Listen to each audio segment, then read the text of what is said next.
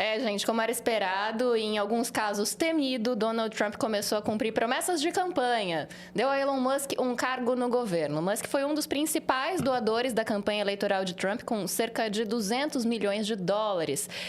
Apreço pela democracia nenhum dos dois tem, mas será que a gente pode ter alguma esperança de uma influência positiva em pautas energéticas, pelo menos? O que esperar dessa dupla no governo, hein, gente? Pois é, Luísa, você vê que eu estou tão desorientado que nem consegui ler o teleprompter direito hoje, eu estou conseguindo. Errando ao ponto de chegar a errar o meu nome. Eu vou te dizer, e é isso que eu vou querer perguntar para o Mac, porque é a coisa que mais me intriga no momento.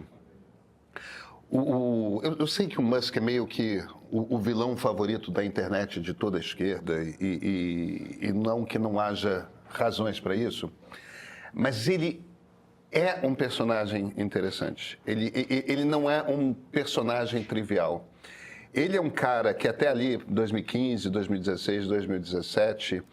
Ninguém que acompanha o Vale do Silício, eu acompanho o Vale do Silício há 35, 40 anos, ninguém diria que esse cara era qualquer coisa que não um membro ativo do Partido Democrata. Absolutamente preocupado com a questão de mudanças climáticas. Você vê, as principais pautas, as duas principais pautas dele, por mais excêntricas que fossem, e ambas pareceram muito excêntricas quando ele começou a bater nesse teclado como empresário, eram automóvel elétrico e vamos montar uma colônia em Marte, porque o planeta Terra vai acabar.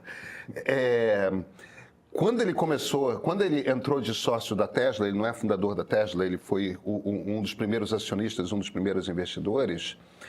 A ideia de carro elétrico era uma ideia que todo mundo dizia que ia demorar 20 anos para emplacar, que ninguém ia ter carro elétrico, que carro elétrico não tinha eficiência, que nada batia o motor a combustão, tudo mais. E o Musk bancou. Ele, conseguiu fazer com que carro elétrico ficasse sexy, uma coisa atraente, um símbolo de status, uma coisa assim. Ele conseguiu descer muito o valor de carros elétricos. Ele conseguiu estabelecer toda uma infraestrutura de alimentação de carros elétricos nos Estados Unidos e na Europa, de forma que seja viável, né? Porque, afinal de contas, você tem uma determinada autonomia, você precisa recarregar o carro e precisa recarregar rápido, coisa que na tomada de casa você não consiga. Quer dizer, tem toda uma estrutura ali. Um dos problemas que as pessoas têm grandes quando a gente fala de energia elétrica com fonte renovável, um dos problemas é que a melhor de todas é a energia solar. E a gente usa, para uso residencial, a gente usa eletricidade principalmente à noite. À noite eu acho que eu não preciso, não é grande revelação se eu disser que não tem sol. Então, isso é um problema, porque você enche a sua casa de painel solar e aí você pode usar lâmpada elétrica de dia, quando você não precisa, entende? E de noite não tem. Uma das empresas do Musk, a grande sacada, ele começou a fazer várias fazendas de painéis de energia solar para gerar, como se fosse uma usina de geração de energia elétrica com sol. E uma das empresas dele faz baterias gigantes que você embute numa parede em casa. E aí você pode ter os painéis solares no seu teto, ou usar os do seu vizinho, tudo mais. E aquela energia que é gerada ao longo do dia, você armazena naquela bateria durante o dia e você consegue distribuir, usar em casa de noite. Que é um troço que, conforme casas forem sendo eletrificadas desse jeito, a gente vai abandonando termoelétrica, a gente vai abandonando, no caso dos carros, uso de gasolina, de diesel. O Cybertruck dele, que é um troço horroroso, mostra de que você consegue ter eficiência num carro pesado, num automóvel pesado, de transporte. E esse veículo pode ser elétrico e pode competir com uma picape Toyota, Ford, um Jeep, uma coisa assim. Então, o Musk tem uma virada importante ali em 2016, 2017, ele vai ficando cada vez mais reacionário, ele vai se inclinando para a direita mais radical dos Estados Unidos. Isso tem uma razão pessoal. Isso acontece no momento que a filha faz a transição de gênero, ele não consegue lidar com esse negócio e pira. Aí ele começa primeiro atacando a coisa dos trans, né? Que é uma das pautas principais da direita radical lá nos Estados Unidos, aqui no Brasil, em vários cantos do mundo. A ideologia de gênero. A ideologia de gênero, exatamente. Ou aquilo que eles chamam de ideologia de gênero, eles chamam de...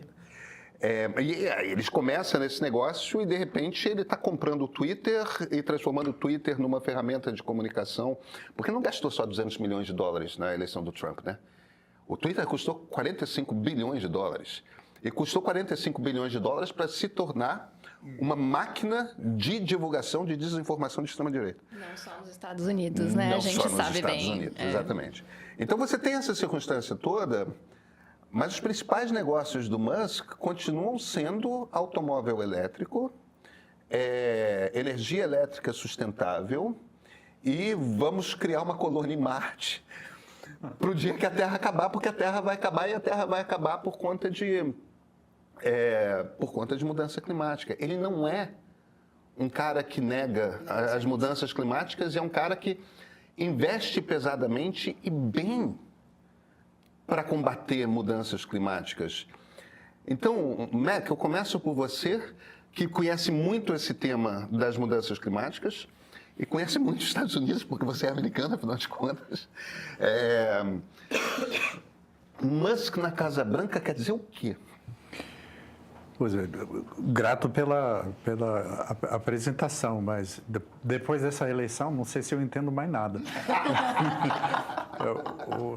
Mas começando com a grande contradição que se apontou, Pedro, que é o Musk é tudo isso, né?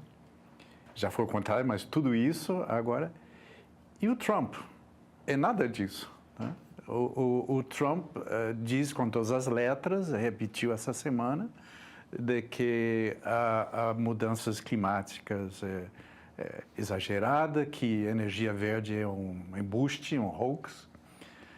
Ele frontalmente contra, já foi dito em todas as palavras, veículos elétricos. Então, se amiga, tem esse bromance, né, com o Musk. Então, o que se passa? Né? Eu acho que, entre outras coisas, Trump é um camaleão e muda facilmente de posição. E eu acho que pode ter alguma... Eu acho que em Musk ele achou um parceiro, primeiro, entusiasta do próprio Trump, que isso que Trump valoriza muito, né? E casa, de repente, com a pauta comercial do Trump, que é de tarifar as importações, sobretudo da China, que é prato cheio para Musk, né? Então, não é que as ações de Tesla subiram a jato essa semana, acho que acrescentou 20 bilhões à fortuna do Trump, que dizem que talvez está a caminho de ser o primeiro trilionário. Do Musk. Do Musk. Isso. Do Musk. Então, estou falando muito aqui, mas a gente fala muito aqui no Brasil da confusão entre o privado e o público. E isso em prato cheio, né? O que a gente está confrontando nos Estados Unidos. Como que vai ser essas pautas individuais do Musk, já sim, muito embrenhado em contatos do governo americano e, enfim, o interesse público. Eu não sei, acho que realmente não entendi. Marilis Pereira Jorge. Bom, se você não está entendendo o que está acontecendo lá, imagina a gente, mas sabe-se muito pouco ainda do papel do Musk, mas você falou umas coisas que eu fiquei pensando aqui.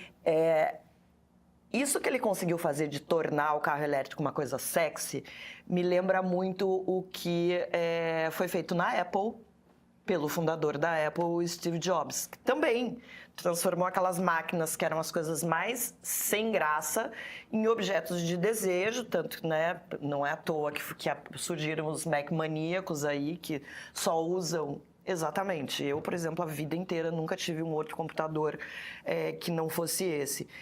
Me lembrou muito disso, de você transformar um produto que aparentemente seria só uma ferramenta para você de trabalho ou de transporte num objeto de desejo, numa coisa que tem um apelo emocional também. Agora, você estava falando, né, do Musk ali, dessa mudança dele e tal. Gente, há 10 anos mais ou menos, o Musk era conhecido no meio empresarial, nas pessoas que tinham interesse nessas pautas que ele estava no meio. Não era uma figura exatamente popular no mundo, nas redes sociais, na internet. E ele, para mim, me parece muito um produto dessa última década de mocinhos e bandidos, sabe? De pessoas que você gosta, que você ama ou que você odeia. A gente viu E claro, acho que tem uma coisa muito interessante, que é o elemento vaidade. Ele gostou desse lugar onde ele foi colocado, né? As pessoas, hoje tem fã-clube, as pessoas adoram o Musk, falam dele, vão para as redes sociais para defender. A gente viu agora, recentemente, isso acontecer no Brasil com o Pablo Marçal, né? Dessa figura que acaba gostando dos holofotes e faz qualquer coisa para estar nos holofotes. Não estou falando que o fato dele agora fazer parte desse próximo governo do Musk seja isso, mas ele gosta de estar nesse papel. A gente não sabe-se pouco como é que vai dar exatamente o trabalho ali. E uma coisa que é curiosa, acho que diferentemente aqui no Brasil, nos Estados Unidos, pelo que eu sei, os empresários, se vão fazer alguma coisa dentro do governo, eles têm que vender as ações das empresas. Me parece que essa posição dele dentro do governo tem um truque qualquer que ele não vai precisar abrir mão das ações das empresas, não é isso? Você tem que botar, em geral, você tem que botar seu dinheiro todo num fundo cego.